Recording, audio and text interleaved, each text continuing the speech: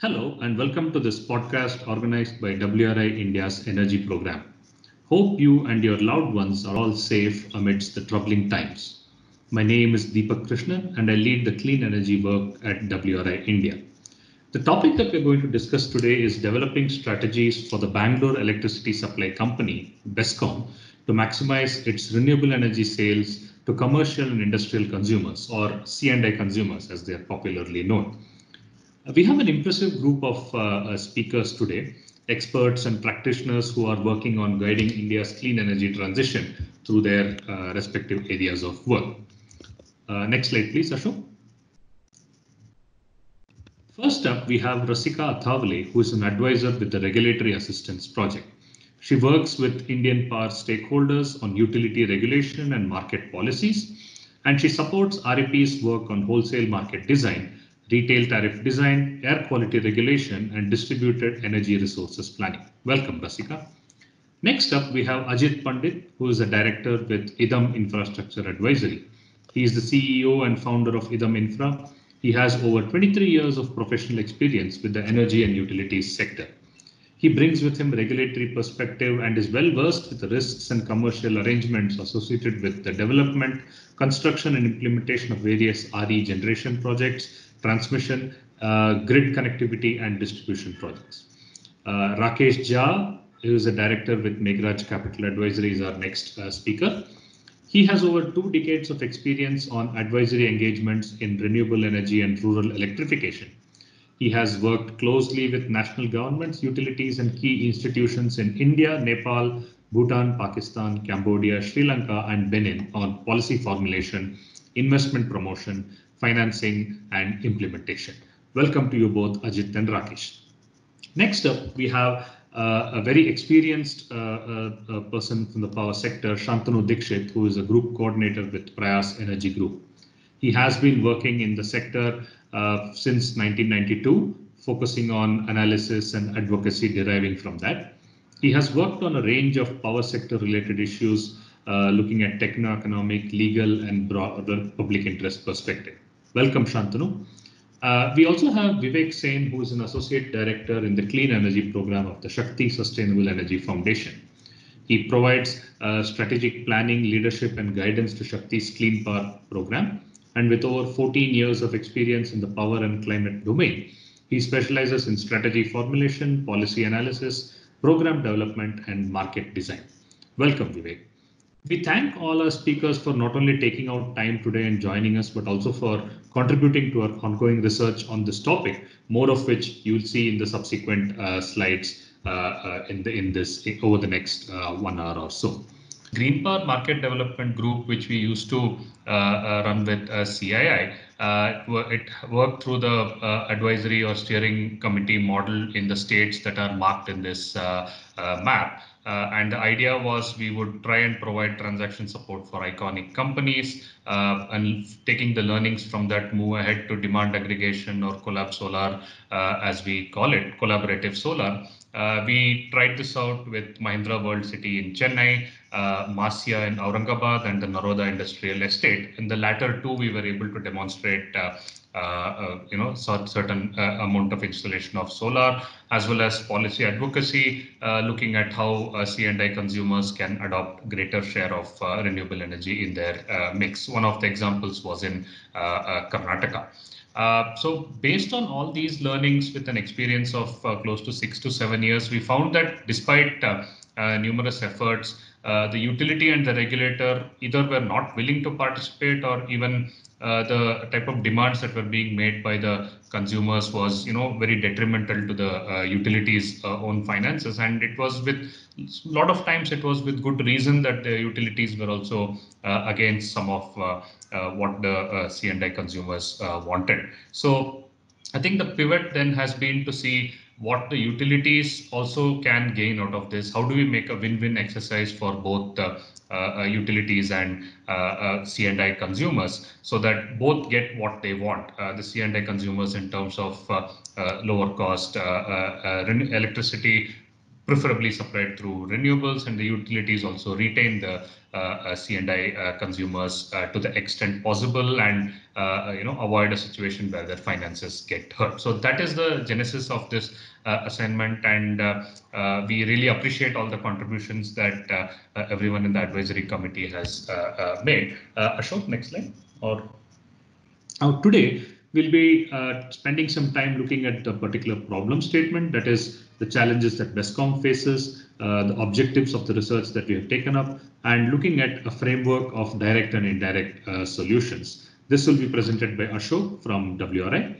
We'll then invite Rasika to speak about the supply side outlook and potential interventions, followed by Ajit, who would take a look at the demand side outlook with potential interventions, specifically the captive, open access, RPO, REC, and the rooftop PV segments. Ajit will then be followed by Rakesh, who will look at the demand side, again, from a demand side outlook and potential interventions, but with a very interesting concept called demand aggregation and how we could achieve this in industrial parks. We would then have Shantanu and Vivek reflecting on the presentations made by Rasika, Ajit, and Rakesh, and also contributing their perspective and suggestions on what could be potential path ahead for BESCOM. We would then have a round of discussion where the speakers and the discussants could present new ideas or request for clarifications on the earlier ones, and we would then conclude with a set of actions for the way forward.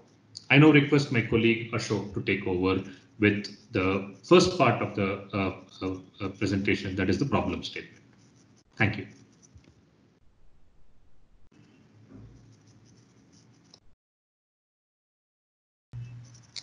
Thank you, Deepak. With that background, I'll explain the problem statement that we're trying to tackle, and then hand it over to the advisory group to talk about the various kind of solutions we're trying to come up with, right?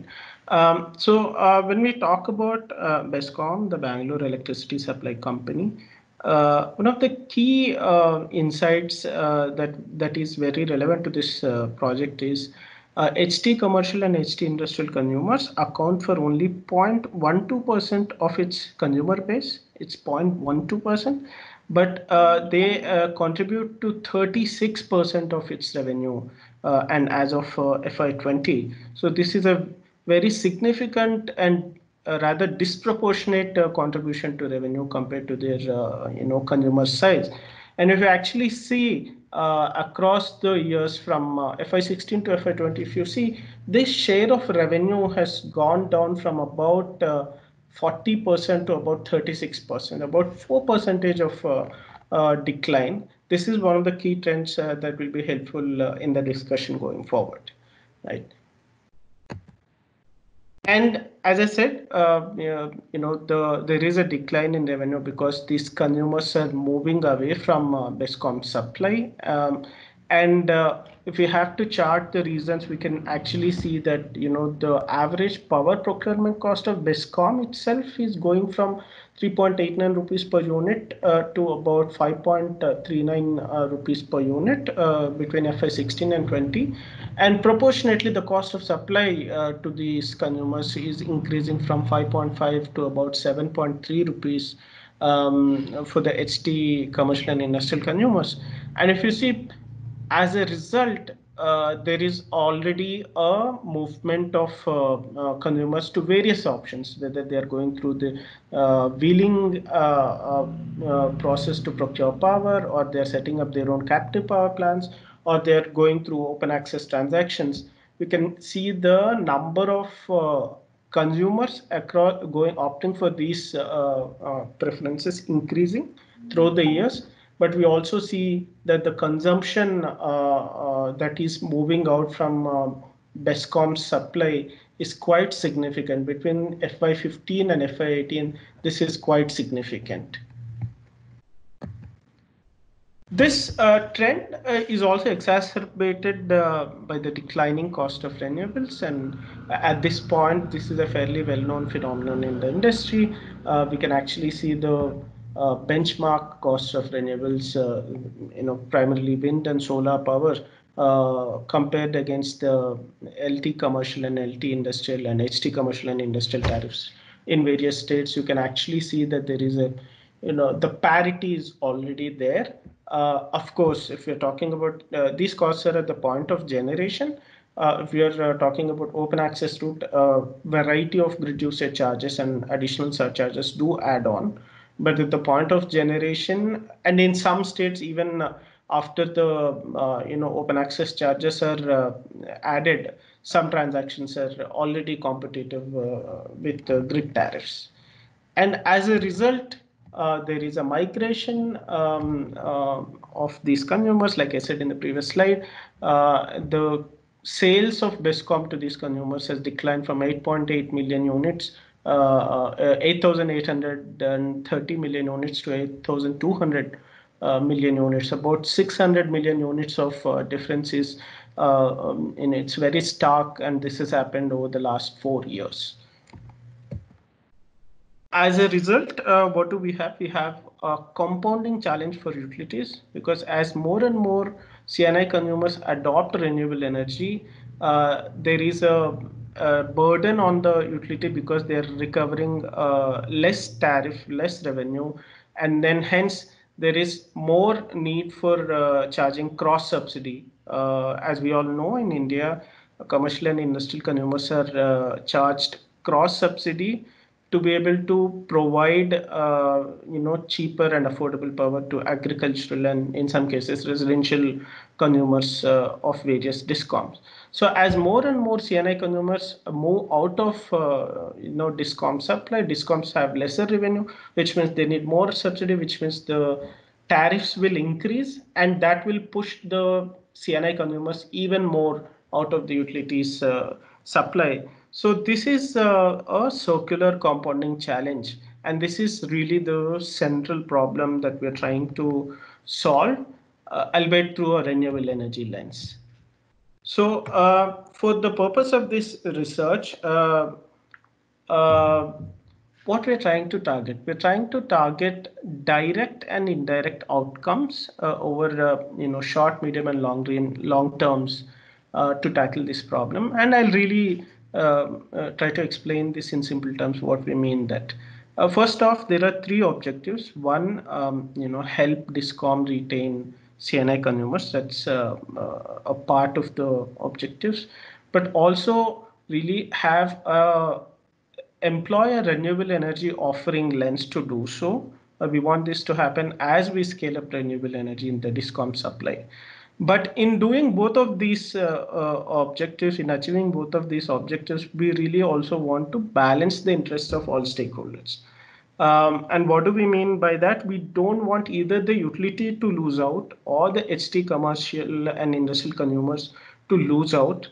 But also more importantly, we don't want to have disproportionate tariff burden on the underprivileged sections of the society, or those sections where subsidy is required, whether it is the agricultural or BPL households, right?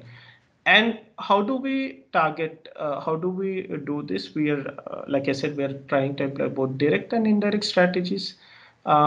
We could approach this from a supply perspective. What are the things that the DISCOM could be doing on its supply side, on its own procurement? Vis-a-vis what are the things that DISCOM can be doing on the demand side, the consumer side, what are their preferences, what are the customized offerings that the DISCOM could be looking at. We are looking definitely at the existing policy framework, what is possible within the existing policy framework, vis-a-vis what are the things that we need to advocate for in order to create a favorable policy environment for a future innovation. We're also looking, like I said, at direct tariff offerings, but we're also looking at increasing overall competitiveness of DISCOM. And these are all the various kinds of strategies that we're trying to employ.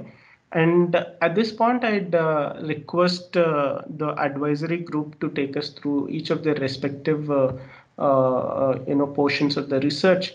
And to begin with, I'll request now Ms. Rasika from Regulatory Assistance Project to take over. So Rasika, please give me a couple of seconds as I switch the slides. Sure.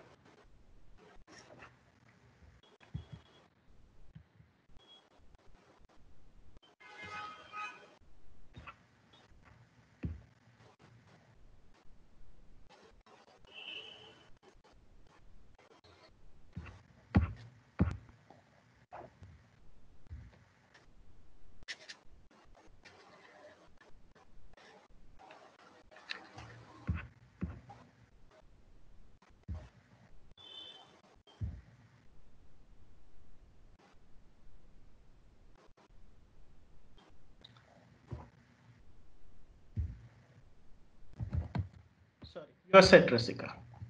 Right. So first of all, thanks to Ashok and Deepak for setting up the context. And let me first explain, why a utility should really focus on its supply side strategies as one of the indirect methods, and how it can really help the utility or the DISCOM to retain its consumers. So next slide, please. Right, this one. Okay, so as we have heard earlier from Ashok, so there is a potential debt spiral risk when consumers, and especially the high-paying or the cross-subsidizing CNI consumers, opt for alternative sources of supply. Now, these consumers, as we all know, switch to alternative sources for several reasons, such as cost savings, better power reliability, and maybe an improved power quality. And based on the recent trend of migration, it is quite evident that cost attractiveness of alternative supply sources, especially utility scale renewable energy projects, is one of the primary decision parameters for consumer migration. Therefore, one of the ways for BESCOM or for any utility to stand up to this competition is to actually bring down its costs and thus make their own tariffs more attractive. Now, as you can see, the pie chart on the left-hand side, the biggest cost component or factor in an annual revenue requirement of a utility is its power procurement cost. In case of BESCOM, the power procurement cost actually constitutes about 81% of the total ARR.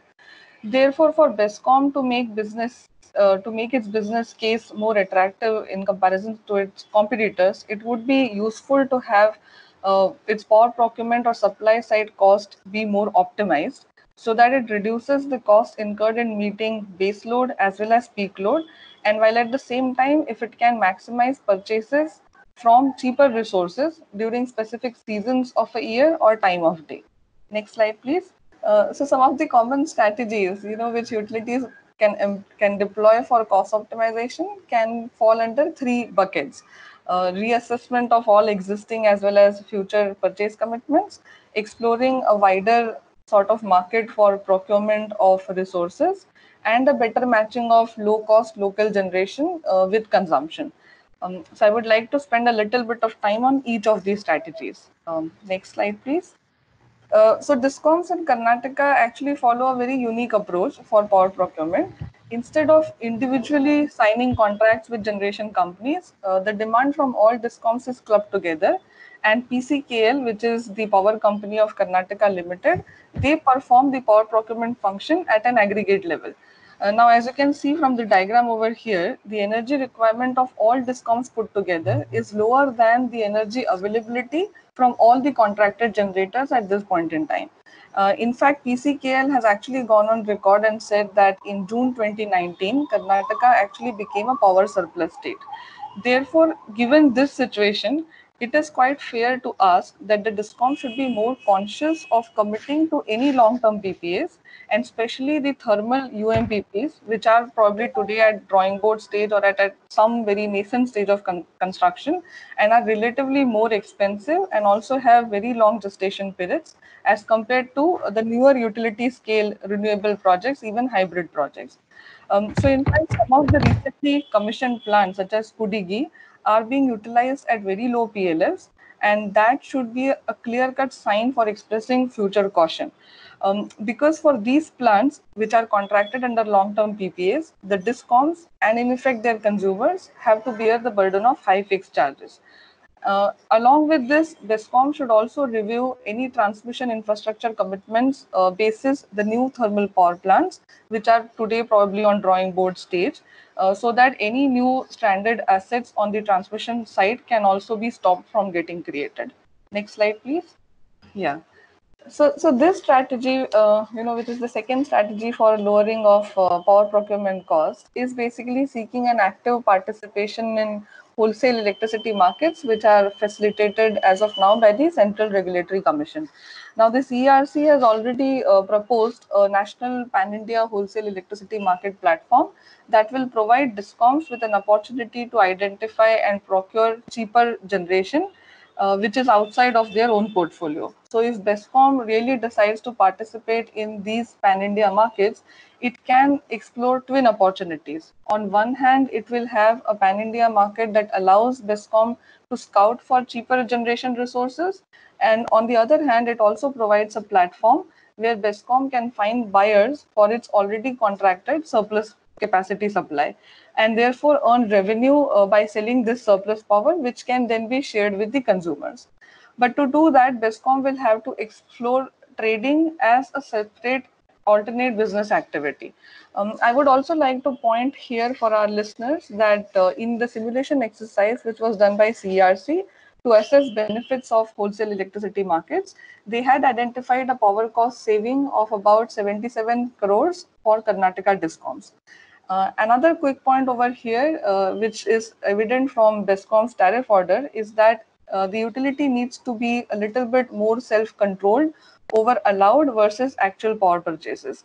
We have seen in the past that BESCOM deviates from procuring allowable purchase from low-cost generators, and the reasons for such deviation behavior is not very clear. Next slide, please.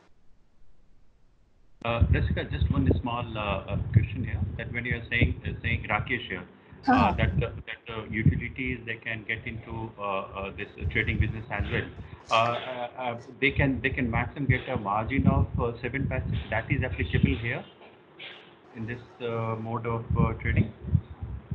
Yes, if they are getting into trading as a separate licensed activity, definitely Yes. the margins will be capped.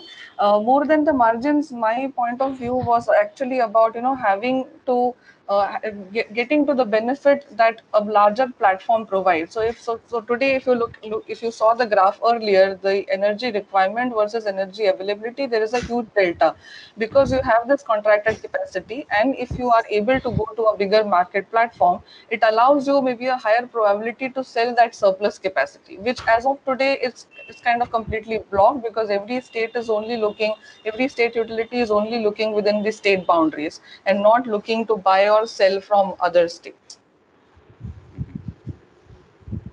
The margin will remain 7 paise per unit, not more than that. That's my understanding. If trading is a licensed activity, the margins are capped. Okay. So the third strategy that I would like to talk about is dynamic pricing of electricity for end consumers. Now we all know that the cost to serve electricity varies from season to season in a year and from time to time between a day. Now BESCOM already uses some sort of mechanism to communicate this time varying cost to its consumers. However, what we are recommending is actually going beyond the normal plain vanilla TOD rate structures and providing a more clear price signal to end consumers, which will help BESCOM not only recover its costs in a more efficient way, but also at the same time, it can help the utility to utilize maximum of its low cost power generation. According to the latest ARR, BESCOM already has some 36% of its sales under TOD tariff, and it has also introduced an incentive scheme for HT consumers so that they can make use of high wind generation during the monsoon period at some discounted prices. What we are really recommending over here is testing some sort of a pilot so that where the BESCOM can make use of the 15-minute TOD interval billing to its HT consumers and can offer them some really deep discounts during times of high solar generation, which is cheap, let's say during the afternoon times, and also high wind generation at night times. And along with that, what we will also need is a more cost reflective evening peak charge. All of this together can have an impact on the consumer behavior, and the consumption can really be aligned so that the cheapest generation is sort of absorbed first. Next slide, please. So to sum up, what I would really like to put forward here is that BESCOM as a utility, together with regulators and the consumers, should look for ways in which it can test and demonstrate cost savings and can bring those cost savings to its consumers, so that the utility really gets on a level playing sort of field with its competition. We would really recommend BESCOM to explore these strategies that we have talked about, and develop suitable pilots to test them for impact, and then build upon those suitable programs and solutions which can be widely deployed. With that, I would like to take a stop here.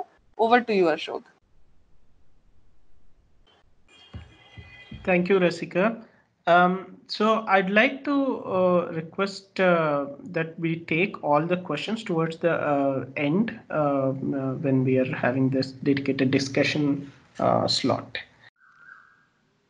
Now I will switch the slides and request Mr. Ajit from IDEM to kindly speak. Yeah, hi. Good afternoon. This is Ajit here. And thank you, Ashok, Deepak, and WRI team for this opportunity. So I'll be touching on the demand side aspects or the RE strategies for C&I consumers. Next slide.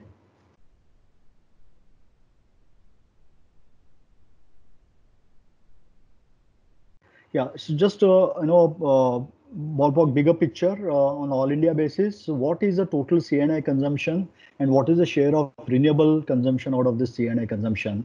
And about out of 1300 billion units of total electricity consumption in the country, the C&I consumption constitute around roughly around 50%, about 640 billion units. And the share of renewable in the total consumption by C&I consumers itself is not very high. It's less than 5% or so, around 24-25 billion units. There are certain assumptions which has gone into this calculation, but ballpark it's not more than 5% for the entire C&I segment, and not just HT and LT put together. Next slide, please.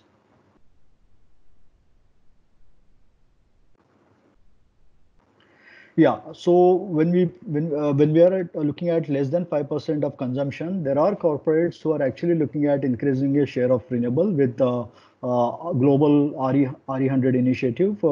There are many corporates world over who are committing to actually source their entire electricity consumption through renewable sources or energy requirement. And back home in India also, there are quite a few Indian corporates who are committed to actually shift their entire energy mix basket to be made from the renewable sources, the likes of Tata Motors, Infosys, Mahindras, and even in manufacturing sector. So what are the options so far and how they have been actually meeting it so far? The right side graph represents that most of these initiatives were essentially driven, although there are opportunities of captive, REC and others, but most of it is more than 60% of it is through by way of ownership, self-use and captive by way of investment by these corporates. So what are the, are there any other, alternatives or initiatives that, that we can structure or think through that has been really a thought process behind on this presentation. Next slide, please.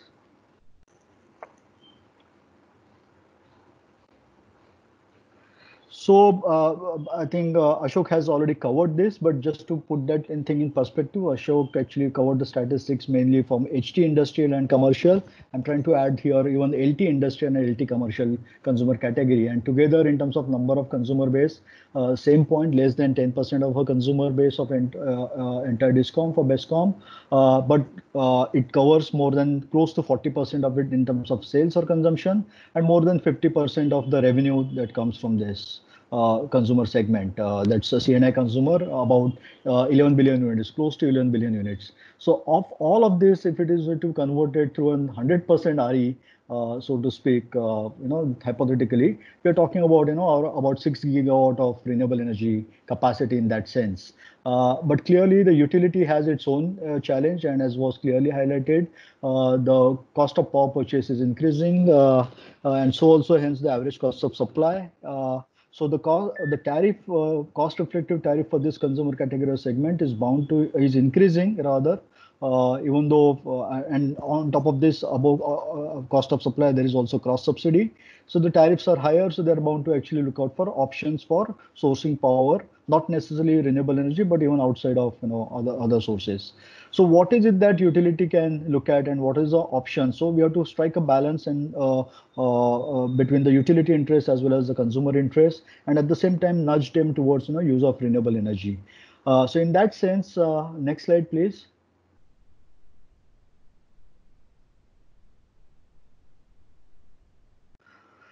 So there are broadly 6 alternatives that one can really look at, and this is what is the point what I'd like to put forth for the discussion on the table for all stakeholders. I'll go from the wagon wheel from the left to the right. The first one are something which has already been tried out, tested, and already been operationalized. The captive ownership and investment, and we have seen the corporates and consumers have been extensively using that. There are challenges about or questions being raised about the captive structure itself and the group captive concepts, and those are the issues on the policy matters which probably need to be addressed more carefully for a certainty purpose. The second one is also on the RPO or the RE certificate mechanism, and certain amendments on that is also due, but the industry has made good use of those provisions to meet their renewable energy requirement, so to speak. So we will not focus more on the first one, but like to bring your attention specifically on the next 4, and again in that sequence and in order.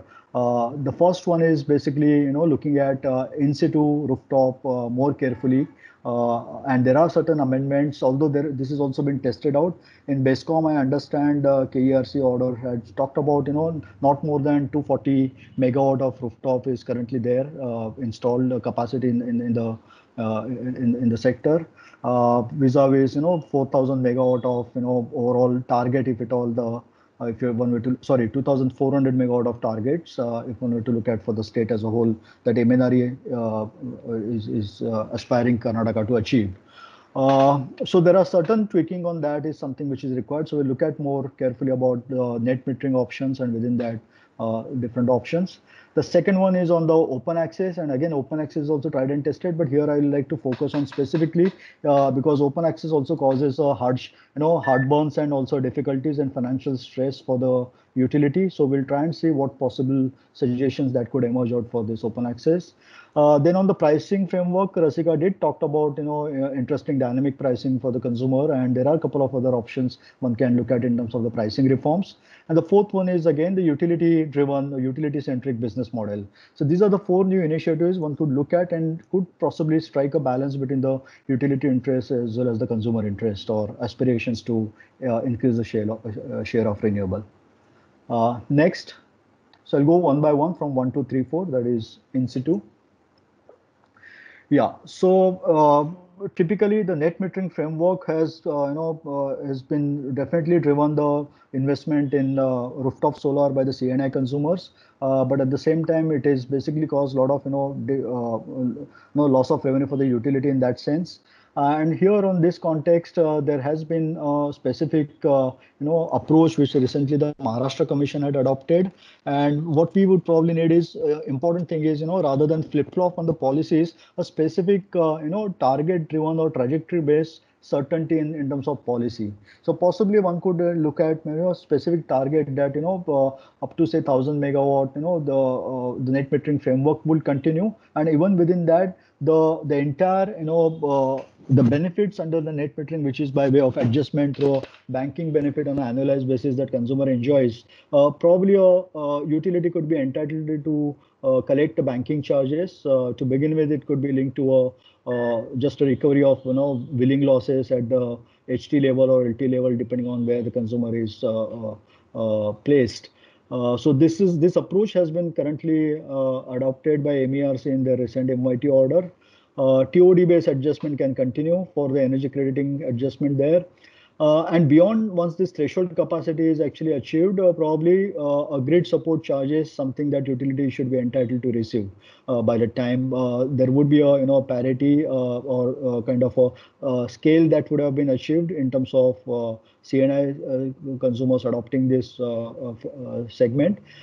Important is actually, also spelling out the rule for, determination of grid support charges well in advance. So the long-term certainty on any of these, initiatives would go a long way in terms of bringing investment into a sector and also faster adoption of rooftop solar by CNI segment in that sense. And at the same time, the utility interest would be taken care of because there is a clear roadmap which has been laid out. So that's our first approach in terms of 1A, as I'm calling it.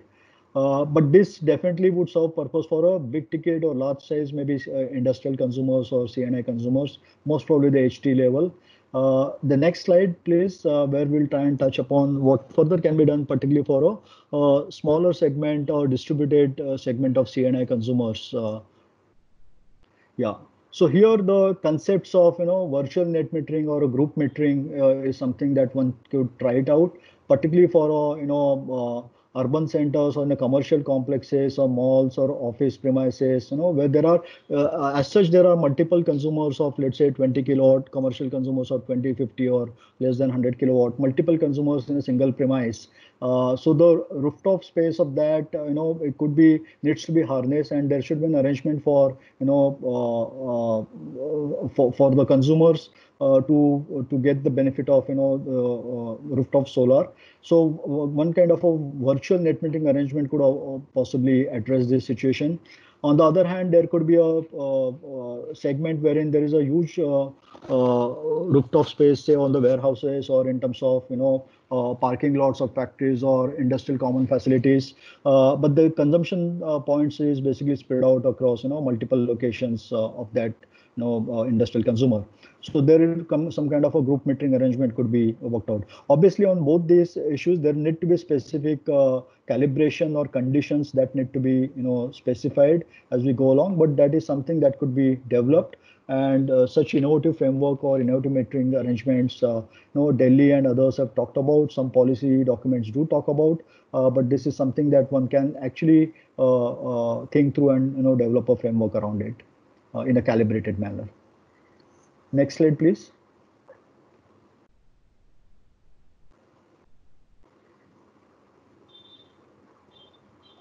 Ashok, yeah, okay. The second initiative is on the open access. Now, the open access has been already tried and tested since Electricity Act 2003, and then there has been a good experience around that. And over a period, the utility has and the consumers have reached a stage wherein the levy of all these charges, determination of these charges in terms of wheeling charges, transmission charges, losses, the cross subsidy surcharge, additional surcharge, all that which was actually being waived off hitherto, or maybe in initial stage of development, have started now actually making these transactions really unviable with almost 3 rupees or 5 rupees, so to speak. On part of utility, they are legitimate in terms of recovering this cost and what is their entitlement.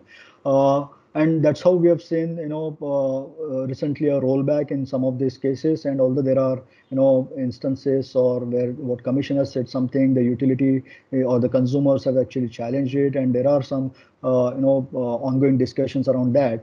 But point here, what I wanted to actually make here is, if you really want to have a open access, ARIMA open access and concessional open access model to work, probably we need to start looking at more carefully about specific segments for which such concession needs to be extended.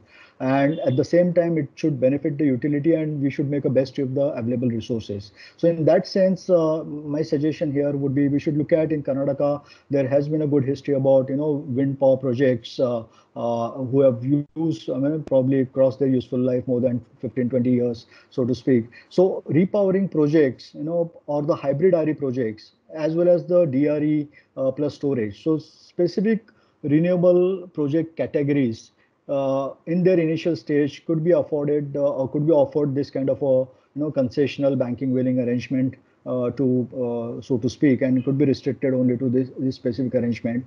Why? Because why utility need to do this? Because there are benefits for the utility.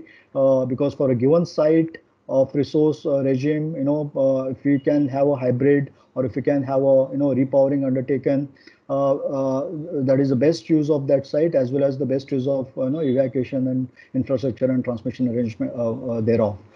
In terms of distributed renewable, also along with the storage and other places facilities, possibly it also helps utility in terms of improving the voltage profile at the tail end, as also in terms of reduction of distribution loss or improvements, so to speak. So again, here in terms of open access, one could have some kind of a conducive framework in a selective approach basis. And consumers would be willing to make their own investment into this, or that could open up other opportunities for the RE developers to invest in this if that kind of a framework is actually enabled. Next slide, please.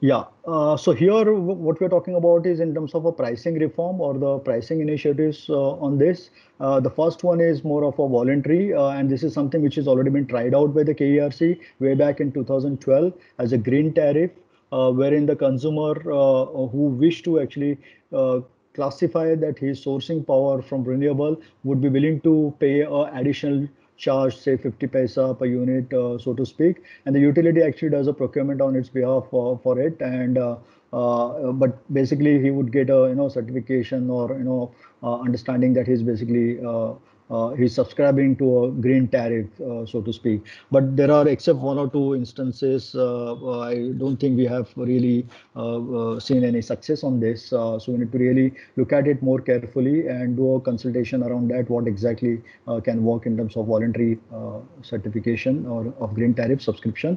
The second one is something which, again, BESCOM themselves have actually proposed in their petition, in the recent petition, for which the order is still awaited, monsoon tariff, or so to speak, kind of a not exactly the dynamic price, but seasonal based kind of thing, because in BESCOM or in Karnataka, you have a peak monsoon period where the wind season and it increases the significant availability of power during that period. So some kind of a concession or rebate or discount in tariff could be offered for that period is something that they proposed. Something similar is already been approved by the in Maharashtra by way of certain consumption incremental consumption based rebate, or so to speak. So this is tenable as such. One can really need to really design and restructure this. So those kind of options for pricing one need to really look at more carefully. Next slide, please.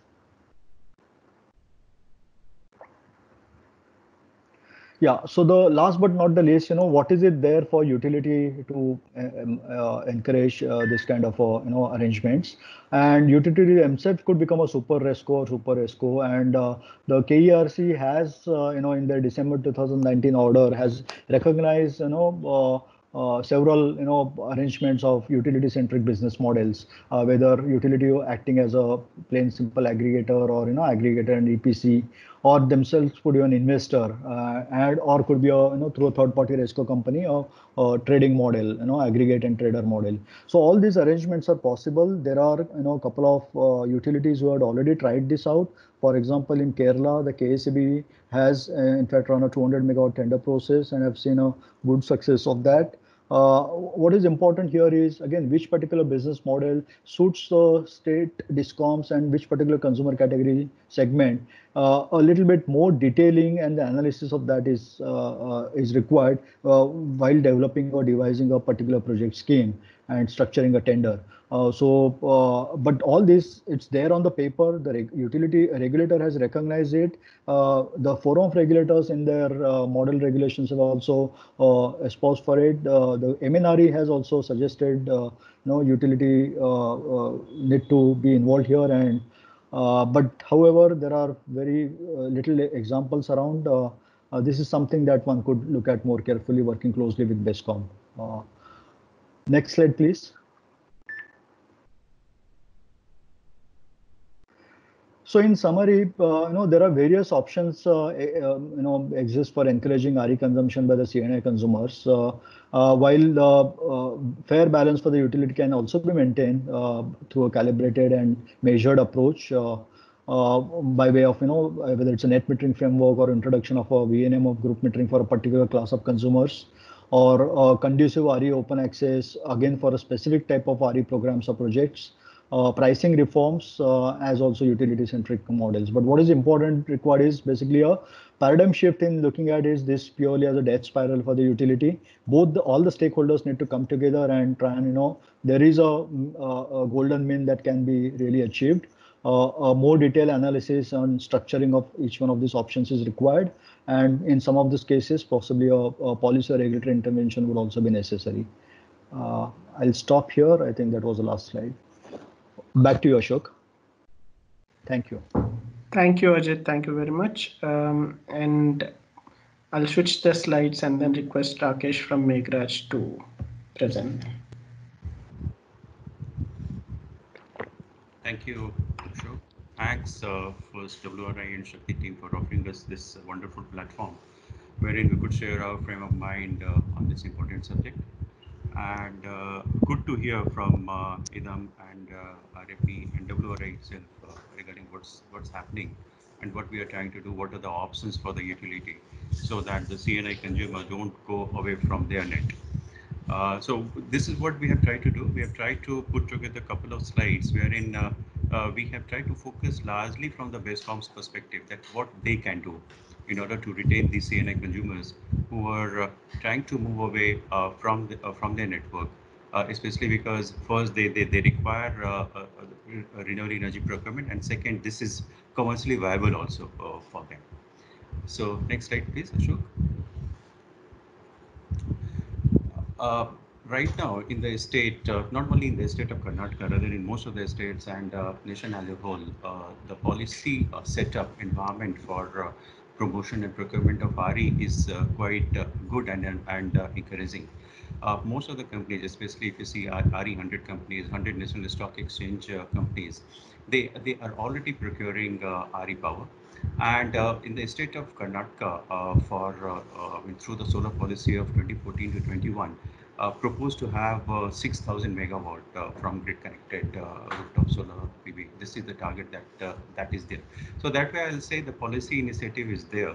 And there is a room for promotion of solar, especially rooftop solar project.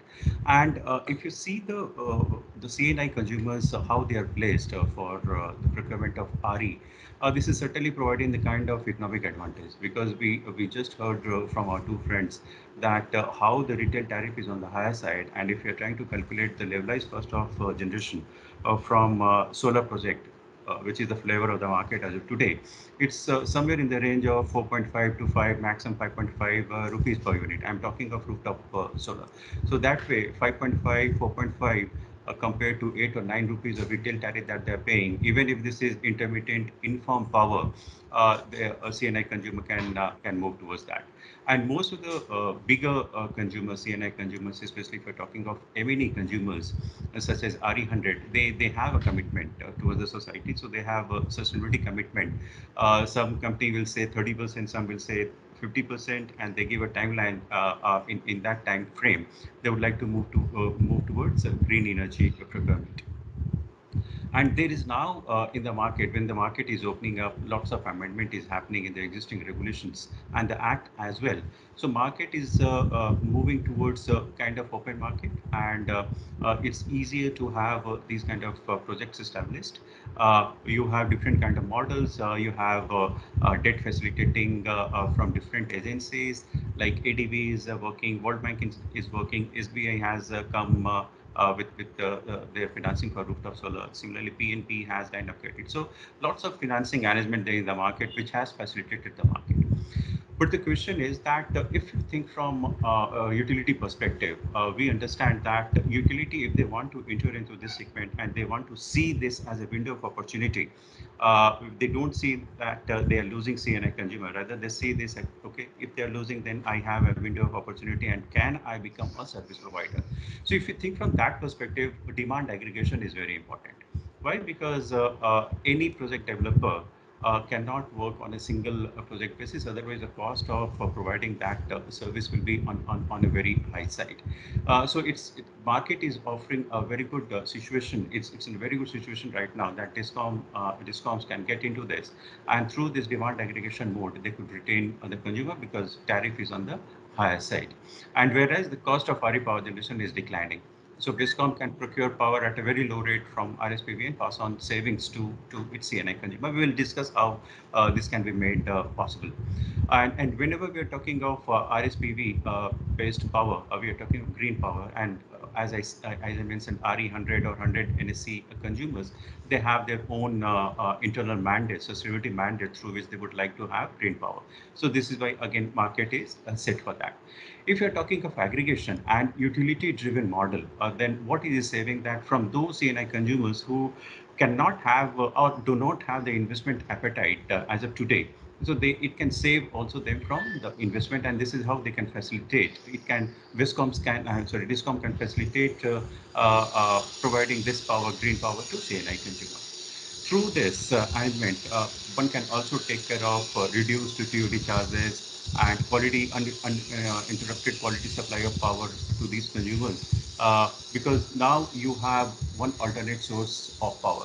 And when this kind of RSPV generation is there, then this also supports peak demand management. So from utility perspective, these are again favorable thing. Even from consumer perspective, if they're paying higher tariff during these TOD charges are applicable, they can save themselves from those hours, and they can manage through the alternate sources of power. And with this demand aggregation, the most beneficial thing that the reduced transaction cost will be there, because here now we are talking of maybe if not a megawatt, at least a couple of hundreds of kilowatt of projects, and this is why when the volume is there, then the transaction cost goes down. So this is why the market is ripe for rooftop solar intervention. It's already happening, and now is the time for DISCOMs also to get into this and see this as a kind of window of opportunity. How they can do this, we will try and discuss this in subsequent slides. Next slide, please, Ashok. So this is one model. Ajit was mentioning different models for utility. So I'm taking the clue from there only. So one model could be a utility-owned solar rooftop model, where utility is playing the role of an aggregator as well as investor. They are owning it. So what they can do from the bank, they can get the loan if the loan is required. So BESCOM will be the owner of the assets. So they will be the one who will be getting the loan from bank. What we are proposing, that there will be one aggregator that utility can appoint.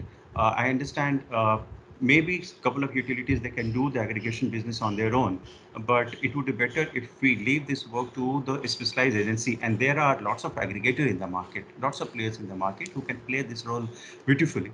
So utility need to appoint aggregator who could do the job on their behalf. And aggregator will have two jobs to do. First, they will have the demand aggregated, and they will bring it to the utility, BESCOM. Second thing, they will also facilitate signing lease agreement. Whosoever has to sign. If the project developer has to sign the lease agreement, they will facilitate that. If utility, they have to sign the lease agreement, that work will also be provided by aggregator. And then, of course, utility through competitive bidding process, different kind of bidding mechanisms, can appoint EPC contractor, developer, and depending on the terms and conditions, the EPC contractor may provide a couple of years of AMCE, or if O&M is also provided by that developer only. I mean, it depends what kind of bidding document that we make. Here, you can also divide the role of project developer will be to construct the plant, hand it over, guaranteeing all kind of performance efficiency, and maybe a couple of years of AMC. And for O&M, BESCOM can also get into contract with other O&M agency. Group of consumers could be where aggregator will be going and trying to aggregate the demand. Could be SEZs, it could be other group of consumers, CNI consumers, and that aggregator will try and bring together and try and facilitate signing an agreement, lease agreement with BESCOM. So this is one model wherein utility plays the role of the aggregator through aggregation service provider, and also the role of an investor. Next, please. So broadly, this is what we largely discussed what all these players will be. Consumers will be there, utility, developer, and aggregator. And for consumers, the benefit, I'm talking of the advantages here because we have already discussed the roles of different agencies. They are not supposed to pay the upfront cost in the form of capex, and it will have a reliable performance from EPC contractor or utility will try and give them a kind of agreed quality of power through an agreement that they are going to sign with them, and generated power at available at a competitive rate because first the solar market has gone very competitive, and second because of aggregation of demand, because of the volume of market, you will be utility will be dealing with one big player as an aggregator, also as an EPC service provider also. So this is why the cost of generation we expect that will be on the lower side. The role of aggregator and advantage that they have, that they will be working for some fee for demand aggregation, and depending, I mean, what is the agency, whether the aggregator also will be allowed to be the EPC service provider, or they could be allowed to be the O&M agency, so that they could have a sustained role in the project. That can be decided, and as and when the bidding documents are prepared, or when we interact with the utility Viscom, we can take a call on this. But the model has the flexibility to rope in one player who could play the role of the aggregator. If the player has the capability, they can play the role of O&M service provider also, or if the size also is quite fine, I mean, we can explore the option. Even they could they could also participate in the bid for the selection of project developer. Next slide, please. Here, compared to the previous model, utility is facilitating the solar rooftop projects. So this is why when we are saying facilitating, the capex will be done by developer. It's a kind of RESCO model. A developer is there operating as an RESCO on behalf of utility. So utility again appoint them through competitive bidding, and whatever loan is required, that is given to the developer, and they'll have to tie up with the bank, and they invest in the project, and they have a PPA with the Viscom, and at an agreed rate based on the bidding parameter, they sign the PPA with Viscom, and the role of the aggregator will remain the same. That against a fee, they will try and aggregate the demand, and for that aggregated demand, Viscom can call for tenders for the selection of developer or investor, and rest of the arrangement will remain same. That the consumers will keep on interacting with Viscom, with utility, and against the procurement, whatever power that they procure or consume, they will keep on paying to the utility. There are a couple of challenges that we will discuss. There could be a couple of regulatory challenges. So as and when we reach there, I'll highlight this here. We can discuss, and as and when we reach to that stage, we'll try and resolve that situation as well. Next slide, please. Similarly, rules we have already discussed, and most of the advantages are almost same. From the perspective of utility, here they are saved from getting into capital investment on their own, and they can earn facilitation or a margin fee. And of course, whatever is the given advantages of rooftop solar, you have the reduced latency losses because consumption is happening at the place of consumption is happening at the place of generation itself. So you're not transmitting power from a far area. So the losses are on the lower side, and they have a higher control on assets in these models. But major advantage of utility in this model is that they are playing the role of the facilitator, and if they don't have investment appetite, they can appoint one RESCO and who will be doing generation business on their behalf. Next, please. If you see the as-is assessment of regulations and couple of other situation, the new tariff policy has envisaged 40% of solar generation from rooftop solar. So that is a welcome step, and it's a good market for solar rooftop projects. We mentioned this target already declared, so that way policy readiness is there, acceptance of policy is already there. Issue is that can Discom, if tomorrow Discom wants to get into this business, and there could be one issue that if Discom is trying to sell power to CNI consumer through the solar rooftop, the issue is why CNI consumer is trying to get into this kind of alternate procurement, because they want to go away from the retail tariff. They're paying 8 to 9 rupees per unit as retail tariff. If there is something cheaper than that, only then they can opt for that. If utility is trying to get into the business and trying to say to the consumer that, okay, now I'm going to give you power at 5 to 6 rupees compared to 8 to 9 rupees, whether there is any regulatory challenge that we need to discuss, because utility is same. Utility has universal service obligation. So can they differentiate in retail tariff from one CNI consumer located somewhere else to this CNI consumer where they are trying to, where they are trying to play a different kind of role? So can we see this as a separate business of utility? If yes, then what are the regulatory issues that they're going to face? How this will be taken up in the preparation of ARR and those kind of things, so that we need to deal with. Second, as I mentioned just now, that there could be a tariff issue because the utility is involved. The same utility is selling power at retail tariff. Same utility is now trying to push green power at a lower cost. Whether that kind of differential tariff is allowed? If yes, then what could be the mechanism? Do we need to have an altogether separate entity for utility? So these are a couple of gray area that we need to answer. We need to explore answer. We need to discuss internally, and whenever required, wherever required, we need to talk to relevant agencies to get answers of this. Next slide, please. Azit has already captured this, that KERC regulation has already mentioned utility-owned model where utility can play the role of the aggregator and investor. So this is what we had presented just now. I see one scope when I'm saying that there is an issue that can you have two different tariffs, one retail tariff to the same CNI consumer as the same entity, Discom, is saying that, okay, you have to pay 9 rupees per unit for my retail tariff. And then again, on the other hand, Viscom is saying that, okay, this power, green power comes to you at 5 or 6 rupees per unit. Whether they can do that. If they are not allowed to do that, most probably there is a scope wherein even if you don't differentiate on the retail tariff, what you are supposed to give to the consumer is the roof rental.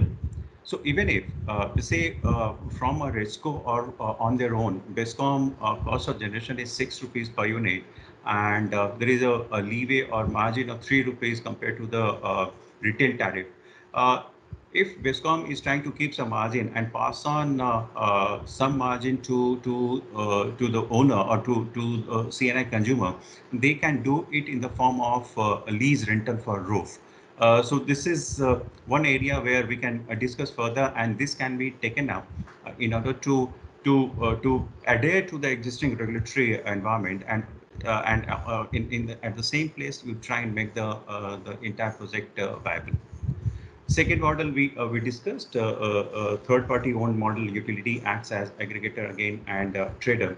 But the issue here that under this model we have come across this thing that CNI consumers, they are only allowed to get into a gross metering kind of arrangement. With the first net metering is not allowed here.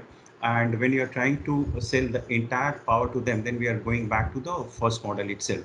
So we'll have to see what model prescribed by KERC is applicable for utility. Next, please. So a couple of questions that we need to discuss and try and find answers, like Viscom's dual identity is here, and that could pose as a kind of regulatory hurdle.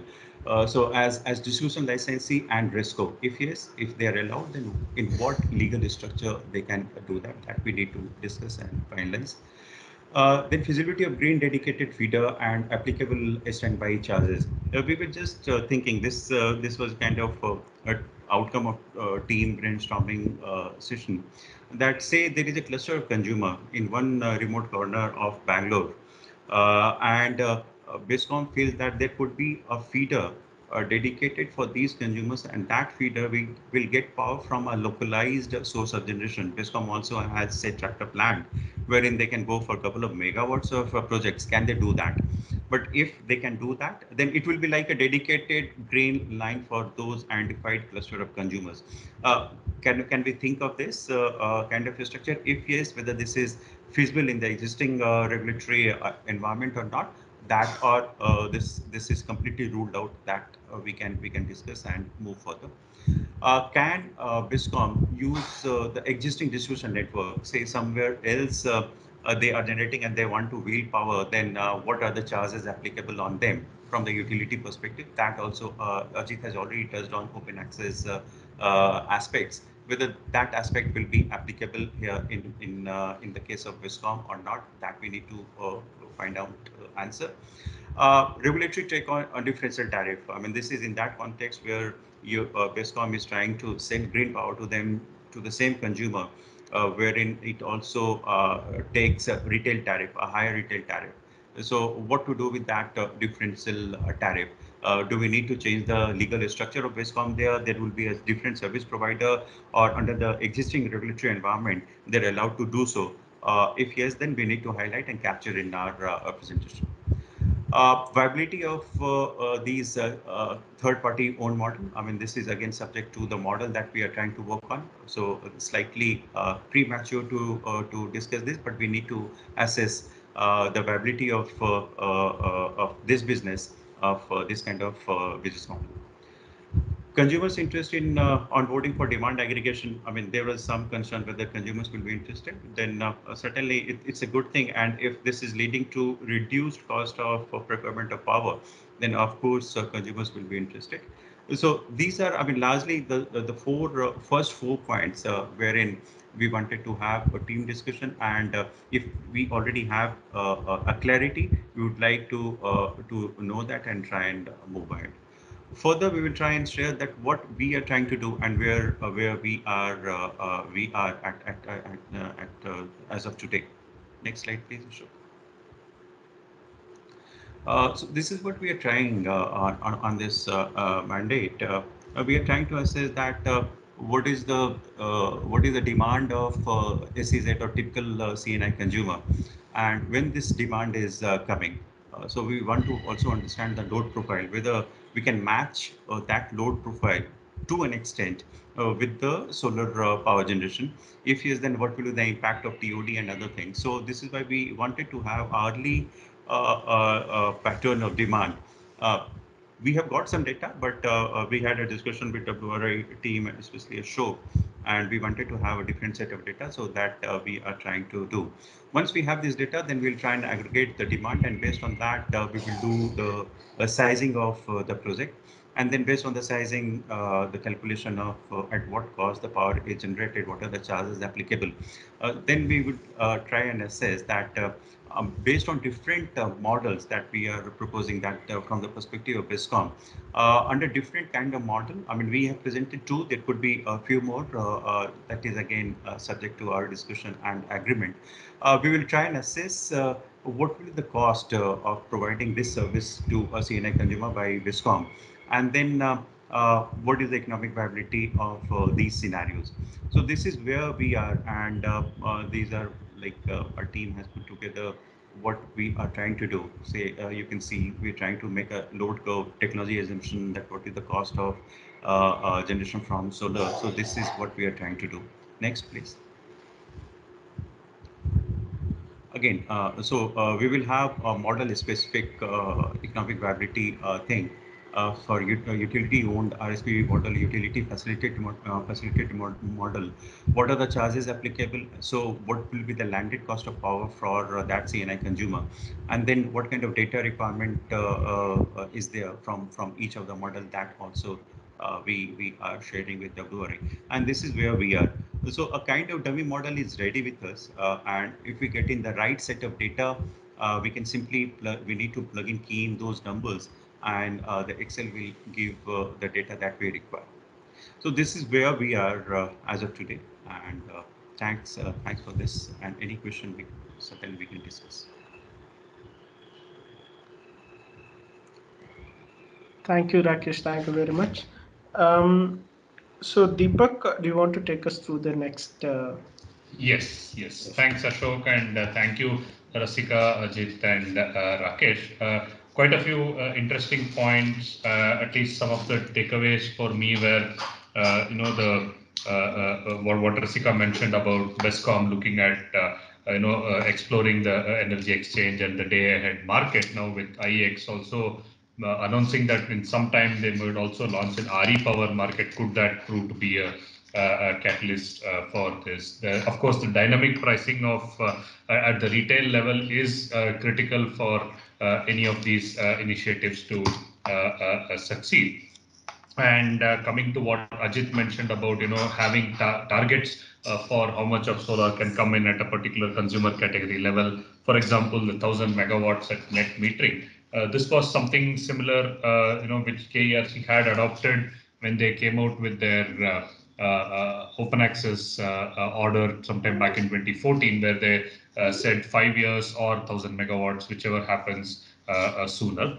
And of course, important questions raised by Rakesh about the regulatory challenges, particularly in terms of rooftop aggregation. So these are great points, and I'll now request Shantanu from Prayas to share his thoughts on one, of course, the subject and what he also has heard so far, and then followed by Vivek Sen from Shakti. So Shantanu, over to you. Thanks. Thank you, Deepak. Am I audible?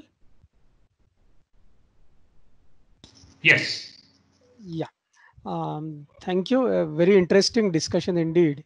And I fully agree with first two presentations where Rasika highlighted the need for more efficient power procurement and as well as exploring different kind of tariff structures to really try and see to what extent tariff relief can be provided to C&I consumers. I think that's definitely a very important issue, and that has to be a starting point in terms of optimizing the supply cost of distribution company. It's applicable not just for BESCOM but to large number of DISCOMs in the country. The situation is very similar, so that has to be our starting point. Secondly, I want to just highlight couple of points. One is the average cost of supply in case of BESCOM is around 8 rupees per unit, and that is increasing at about 6% per year. As against that, if you see the cost of procuring renewable energy, even at the generation point, is around 3 rupees per unit. So if you add transmission cost and other charges, then at the consumer end, it would cost maybe 4.5 rupees to 5 rupees. If it is rooftop, that is possible for that particular consumer, then the cost of generation at consumer end itself would be much lower than 5 rupees per unit. Now, with that kind of price differential, for C&I consumers, it's a very easy bargain to actually go for higher shares of RE and try and reduce their total electricity cost. Now, that's the core driving point for C&I consumers. On the other hand, from distribution companies' perspective, these are the consumers which provide them certainty of revenue, which provide them very high level of cross subsidy. So those are the two extremes that we are looking at. On one hand, we have C&I consumers who are very keen to reduce their electricity cost, and on the other hand, there is a distribution utility which is interested in retaining the consumers. And why they are interested in retaining consumers? Because it gives them revenue certainty and significant share for cross subsidy to meet their other subsidy requirements. So unless both parties, so to say C&I consumers as well as the distribution company, are willing to come to a middle ground, it would be difficult to have lasting sustainable solution. There could be some temporary approaches in terms of utility trying to have very high cross subsidy surcharge or additional surcharge to discourage C&I consumers going away from the grid. C&I consumers in return would try to either go to routes such as captive generation or try and put up rooftop with or without net metering policy. So that kind of tussle will continue. But what we need to look at is what is the medium term solution and a medium term approach that both that would be beneficial or desirable from C&I consumers perspective as well as utilities perspective. And here what I see is the distribution companies need to realize that their traditional business model is definitely not going to be sustainable. With new renewable generating costs being lower than the average variable cost of conventional generation, there is no way that utilities centralized traditional supply options can compete with renewable energy options. The critical advantage for distribution company is to be able to provide reliability of services, because renewable energy has significant variability, and distribution company can actually merge variety of supply options and provide reliability services. So that's where the distribution company needs to actually start rethinking about its role. They need to start thinking that their role as primarily as provider of wire services, provider of reliability services, and provider of last resort rather than primary source of electricity supply to C&I consumers. Once the DISCOM starts realizing this new role, then the DISCOM need to start thinking about ways of charging for these specific services that the distribution company will be providing to C&I consumers.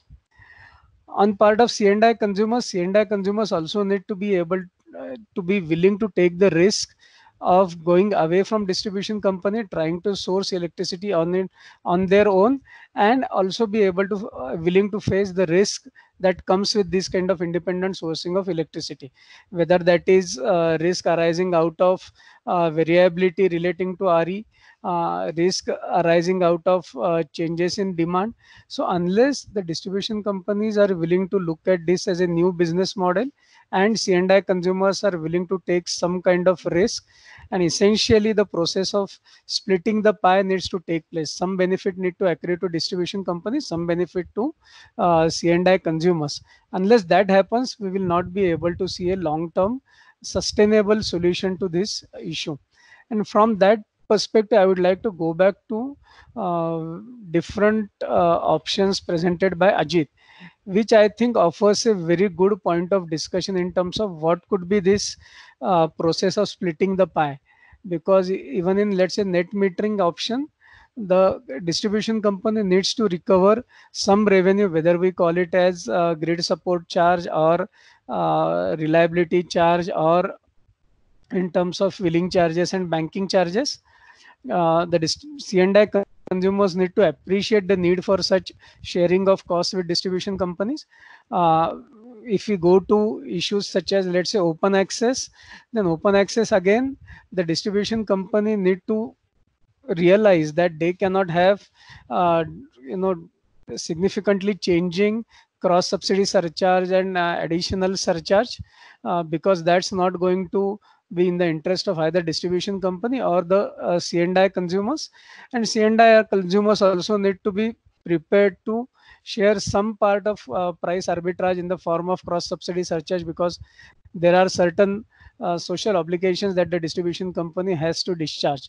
And for that, measures such as maybe having a fixed cross subsidy surcharge, whatever may be the name for such surcharge, but that surcharge which is constant for, let's say, 10 years will give certainty to C&I consumers in terms of doing their business model analysis, in terms of what extent they want to go for open access, what kind of supply options they want to explore.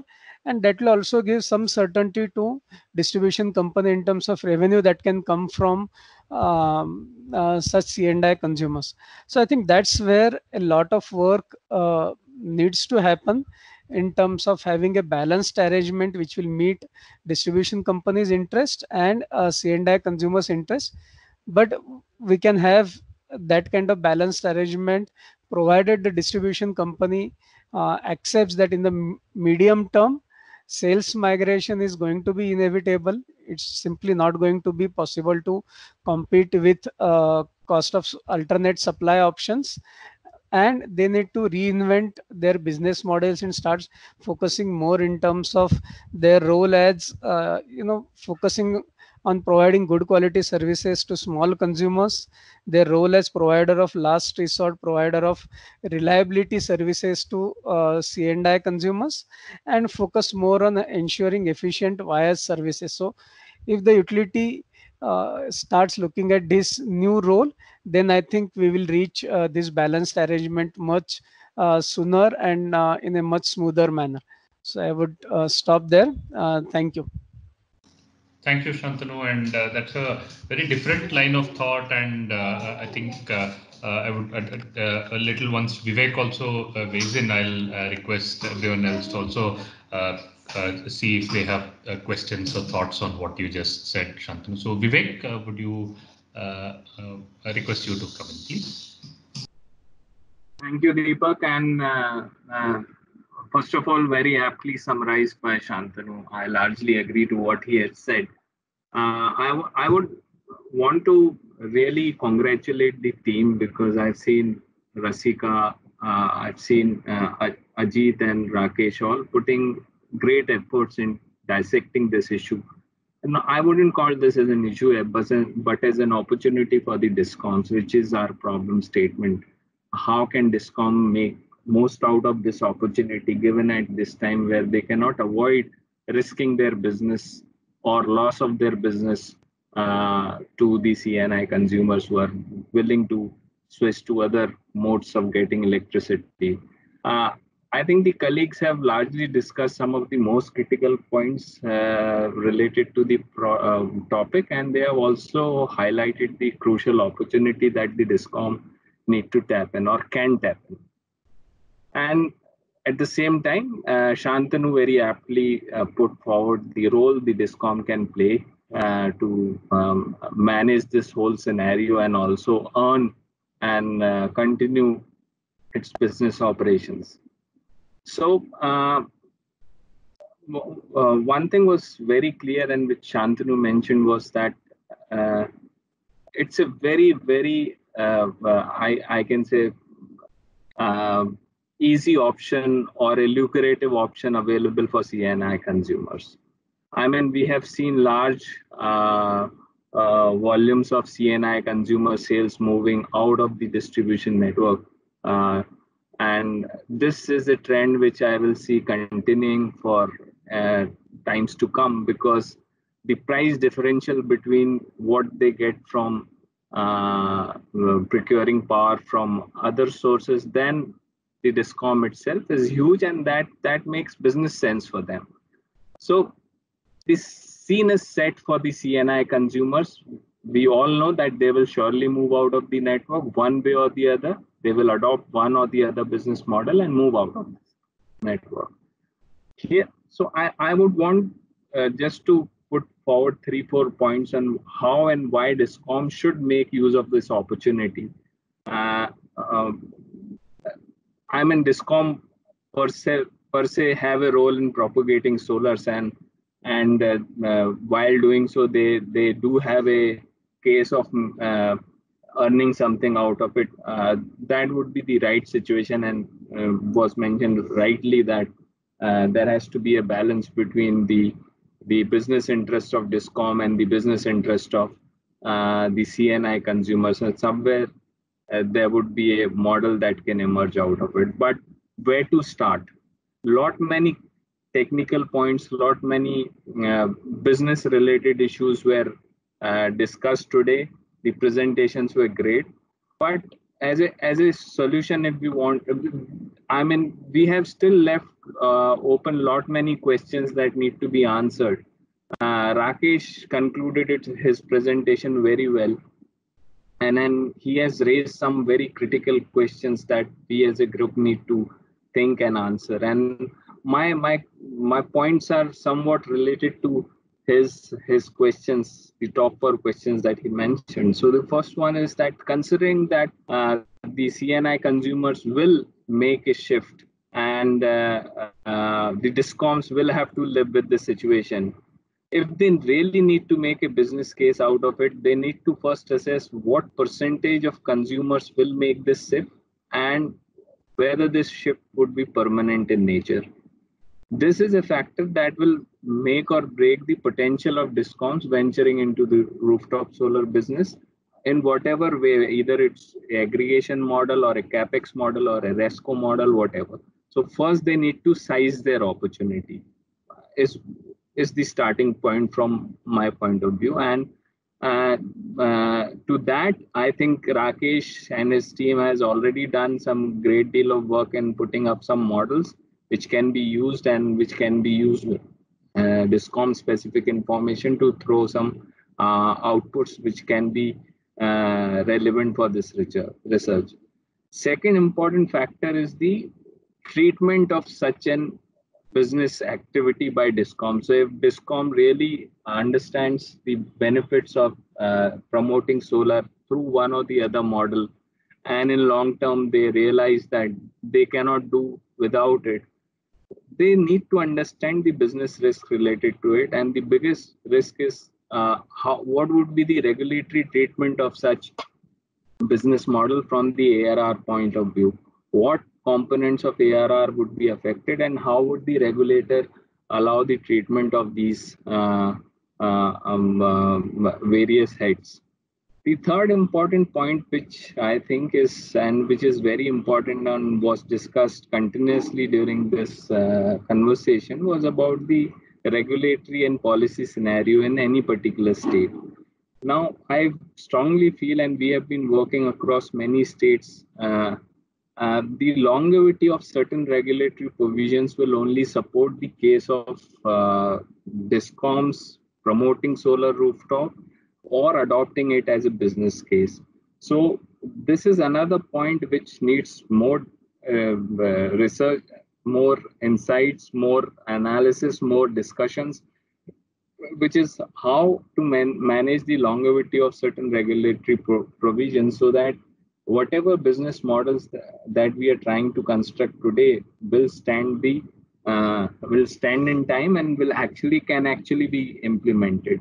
And the last one is that this is not the case only for BESCOM or for one DISCOM. I mean, this is a problem, and we all know it is being faced by most of the DISCOMs in the country. So there has to be a replicability or scalability in whatever solution that we produce out of this group. So I will stop here, and once again, congratulations for this excellent work. Thank you, Vivek. And now I'll leave the field open for any discussions or questions. So maybe Rasika, Rakesh, and Ajit, you might have some questions or suggestions to what Shantanu and Vivek just mentioned, or if you want to clarify some of the points that they have raised. I think we could do that. But just wanted to throw in one particular point. So regulatory certainty definitely has emerged as a theme. But one thing which, again, my thought is that these are changing circumstances with technology changes and economic changes, and regulators too are also learning. So what would be some sort of guidelines for them to ensure that this longevity, but at the same time the need to be flexible in their response? How do we ensure that, and what kind of capacity building do you also envisage so that regulators are able to guide the DISCOMs in turn in this whole process? Thanks. So I see Ajit and Shantanu have raised their hands. I'll request Ajit to go first. Yeah, thanks, Deepak. And I couldn't agree more with what Shantanu and Vivek mentioned. So this is not actually a question on this part, but I'd like to add 2-3 more important points, I think, to this discussion. And if you think appropriate, probably we should try and can discuss on that.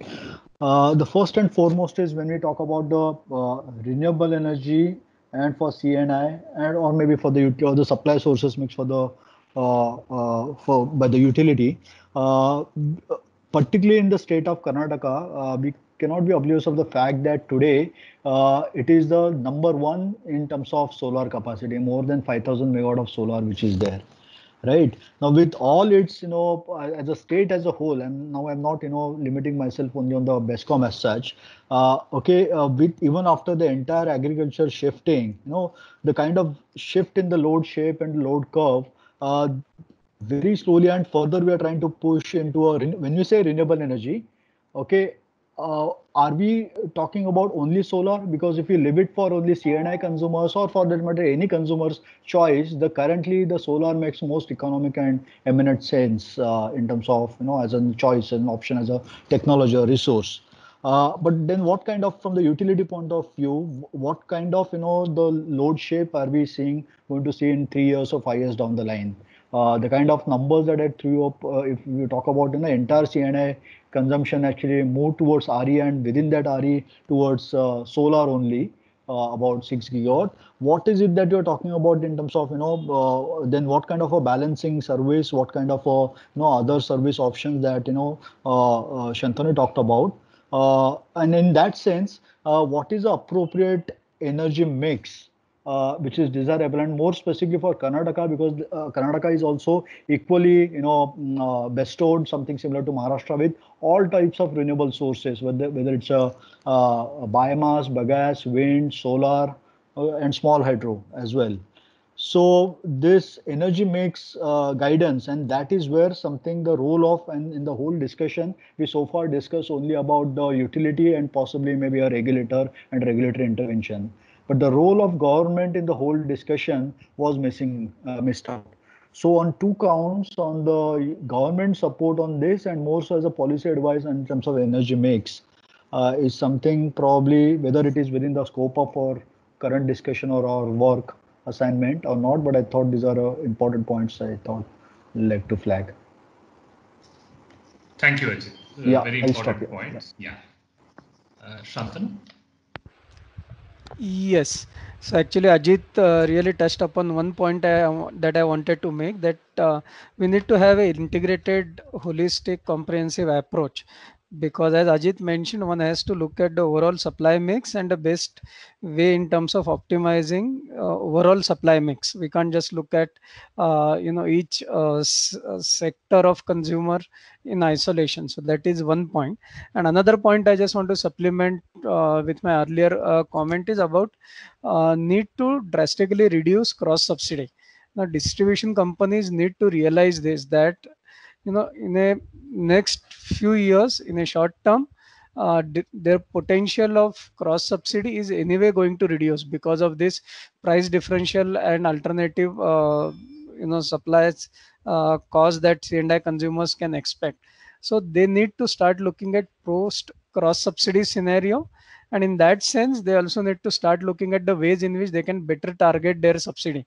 Because if we continue the approach of giving huge subsidy to 200 units per month and above consumption also, or a very liberal agricultural consumption subsidy, then I think the financial viability of distribution companies is not going to be feasible at all. So along with these measures of optimizing supply cost, trying to have a balanced arrangement of revenue sharing with C&I consumers, utilities equally need to start focusing on how to optimize their subsidy requirements in terms of reducing cost, better targeting it, and more sort of looking at future with this, which is without cross subsidy. So that would complete this sort of the transition that utilities need to go through. So thank you. Thank you, Shantanu. Anyone else? Please feel free to chip in, and even others like Simple, Saloni, Devavrata, please don't hesitate and join in with any thoughts or questions that you may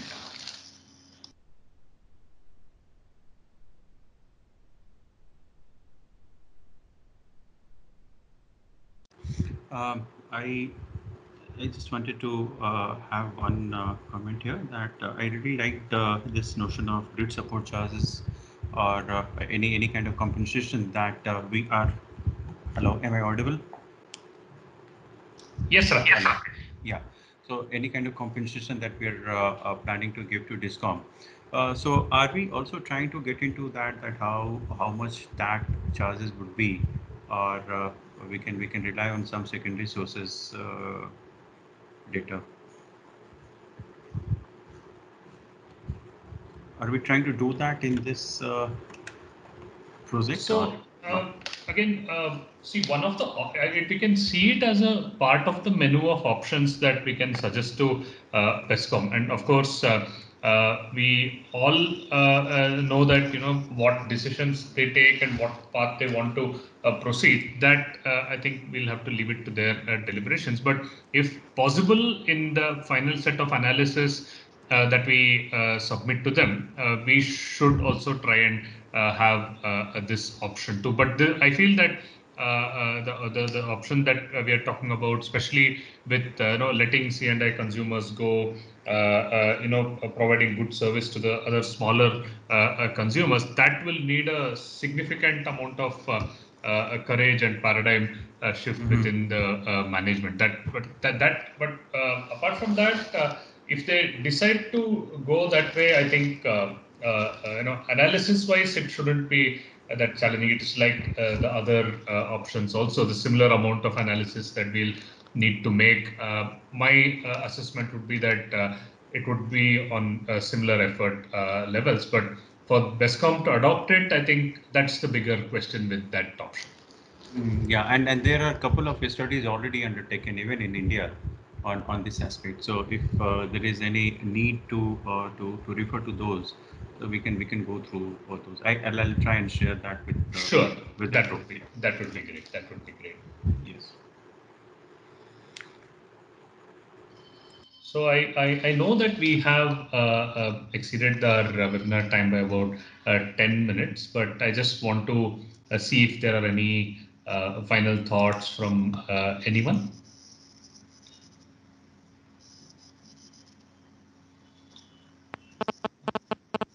Okay. So, okay. Sure, Vivek. So if since there are no questions, once again, I would like to thank everyone for taking time out and joining us today. As Ashok had mentioned at the beginning, we will post this and solicit feedback from C&I consumers. But at the same time, we'll also socialize this with BESCOM, see what their thoughts are, and if there are any particular directions they provide in terms of which of the models they find attractive. For instance, they might pick up on the rooftop solar ones because KERC already has put in some amount of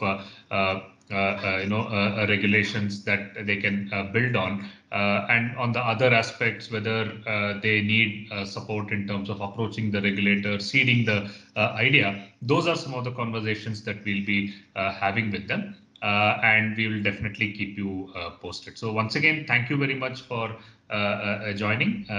Please take care and goodbye.